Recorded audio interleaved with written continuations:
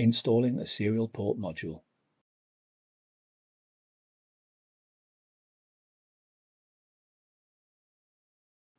Note: the serial port module can only be installed in slot 5 in PCIe Riser 1.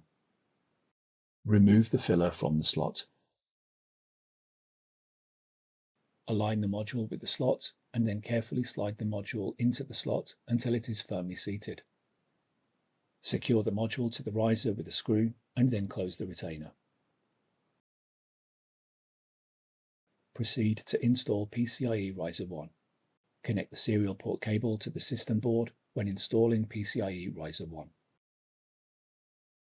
Align the riser assembly with the guide slots on the chassis and then lower the riser assembly until it is firmly seated. Fasten the 2 captive screws to secure the riser assembly. Guide the blue signal cable into the space between the processor air baffle and the chassis. Install the top cover. If applicable, install the security bezel.